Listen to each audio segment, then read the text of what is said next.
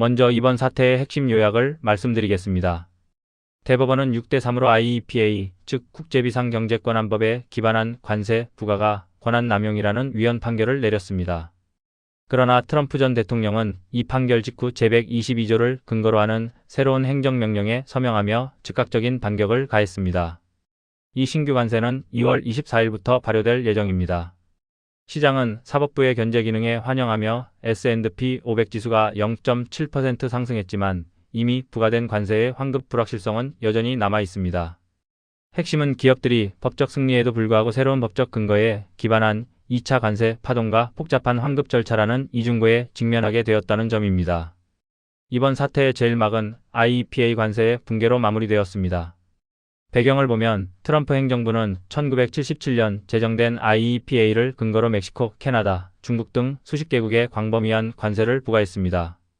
하지만 여기서 쟁점이 발생했습니다. 주 정부와 중소기업들은 IEPA 법안에 관세라는 단어가 명시되어 있지 않으며 대통령에게 무제한적인 조세 권한을 부여한 것이 아니라고 주장했습니다. 대법원의 핵심 판결은 명확했습니다. 의회가 대통령에게 기존 무역협정을 파기할 무제한적 권한을 부여하지 않았다고 판시하며 행정부의 월권을 제지한 것입니다. 이번 판결은 사법부 내에서도 6대3이라는 결정적인 균열을 보여주었습니다.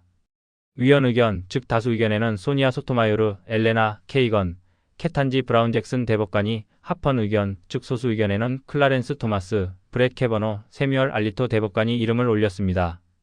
특히 트럼프 전 대통령이 지명한 존 로버츠, 닐 고서치, 에이미 코니 베럿 대법관은 위헌 의견을 내어 대통령의 심기를 불편하게 했습니다. 존 로버츠 대법원장은 의회가 관세 권한을 위임할 때는 명시적인 조건과 엄격한 제한을 두었다고 강조하며 이번 판결의 의미를 명확히 했습니다. 대법원의 판결에 대한 대통령의 분노는 즉각적이고 거셌습니다. 트럼프 전 대통령은 백악관 기자회견을 통해 판결을 내린 대법관들을 맹비난하며 심지어 자신이 지명한 대법관들까지도 그들은 그저 바보이자 아청꾼일 뿐이다. 헌법에 불충실하며 매우 비애국적이다. 끔찍한 판결이다 라고 강도 높게 비판했습니다. 이 발언은 단순한 불평을 넘어 그가 즉각적인 플랜 B를 준비하고 있음을 시사하는 강력한 메시지였습니다. 판결에서 새로운 서명까지는 속전속결로 진행되었습니다. 먼저 대법원은 IEPA 기반 관세에 대해 위헌 판결을 내렸습니다. 이에 트럼프 전 대통령은 기자회견을 통해 대법원을 비난하고 훌륭한 대안이 있음을 언급했습니다. 그리고 얼마 지나지 않아 제122조를 근거로 하는 신규 10% 관세 포고령에 서명했습니다. 이 신규 관세는 2월 24일부로 효력이 발생할 예정입니다. 그야말로 예측 불가능한 속도로 상황이 전개되고 있습니다. 그렇다면 트럼프 전 대통령의 새로운 무기인 제122조란 무엇일까요? 기존 IEPA는 국가 비상사태 대응 권한으로 관세 명시가 없어 대법원에서 기각되었습니다. 반면 제122조는 의회의 개입이 필요한 거의 사용되지 않았던 조항으로 수입 불균형에 대응하기 위한 목적을 가집니다.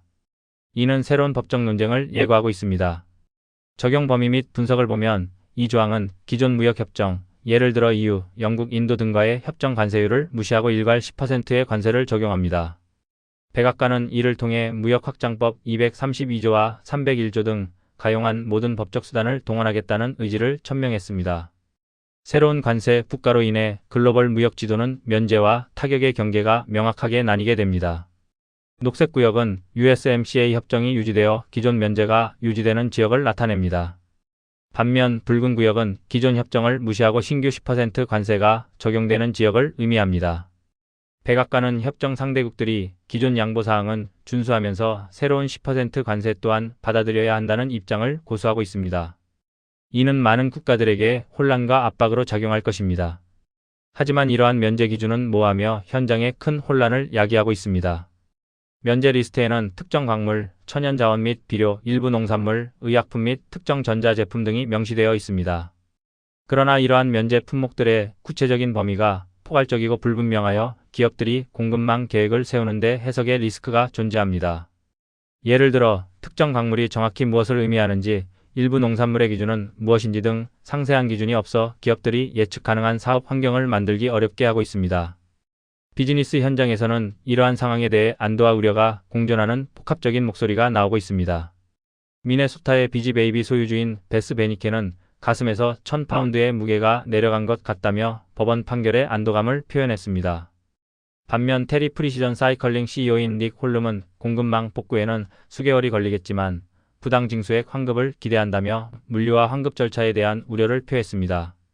시장 반응은 판결 발표 S&P 500 지수가 0.7% 상승하며 사법부의 견제 기능을 긍정적으로 평가하는 모습을 보였습니다. 이번 사태의 핵심 쟁점 중 하나는 바로 1,300억 달러에 달하는 엄청난 규모의 줄다리기입니다. 이는 이미 징수된 관세의 추산액입니다. 캘리포니아 주지사인 개빈 뉴섬은 이제 대가를 치를 시간이다. 도널드 이자와 함께 반환하라고 목소리를 높였습니다. 일리노이 주지사인 제이비 프리츠컷 또한 일리노이주 가구당 1,700달러에 해당하는 90억 달러의 청구서를 발송하며 미지급 시 추가 조치 불사를 선언했습니다. 이처럼 주 정부 차원에서도 막대한 규모의 환급 요구가 이어지고 있습니다. 하지만 현실적으로 돈을 돌려받기까지는 멀고도 험난한 과정이 예상됩니다. 기업들은 소송을 제기해야 하며 이 소송은 국제무역재판소 CIT로 이송될 것입니다.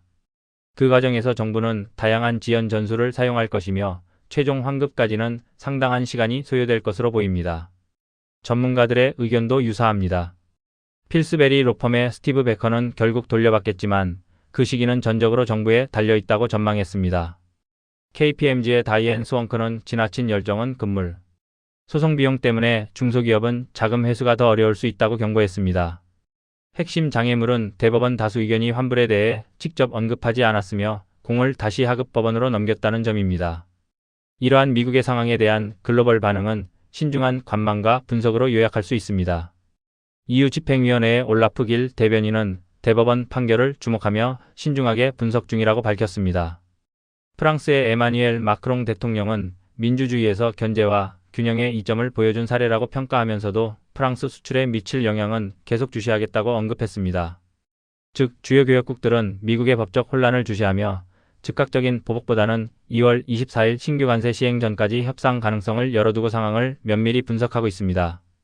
향후 전망 및 주요 마일스톤을 살펴보겠습니다. 현재는 IEPA 관세 무효화 및 환급 소송, 예를 들어 코스트코나 알코아 등의 소송이 가속화되고 있습니다. 다가오는 2월 24일에는 신규 10% 관세인 제122조가 발효될 예정입니다. 이후에는 의회 개입 여부와 제122조에 대한 2차 법적 공방이 예상됩니다. 그리고 2025년 여름에는 USMCA, 즉 미국-멕시코-캐나다 협정의 재검토 협상이 시작될 예정입니다. 신미국 안보센터의 제프리 거츠는 상황은 해결된 것이 아니라 더 복잡하고 혼란스러워졌을 뿐이다라고 전망하며 현재의 불확실성을 강조했습니다. 결론적으로 말씀드리자면 불확실성이 뉴노멀이 된 상황입니다. 사법부의 견제 주디셜 책을 통해 대법원은 대통령의 무제한적 권한에 제동을 걸었으나 무역 전쟁 자체를 끝내지는 못했습니다. 이에 행정부는 더 강력하고 논쟁적인 법적 도구인 제122조로 즉각 태세를 전환했습니다. 결국 기업들은 과거 관세의 환급과 미래 관세의 대비라는 두 가지 전선에서 동시에 싸워야 하는 상황에 직면했습니다. 법적 승리는 달콤했지만 시장의 변동성은 당분간 지속될 전망입니다.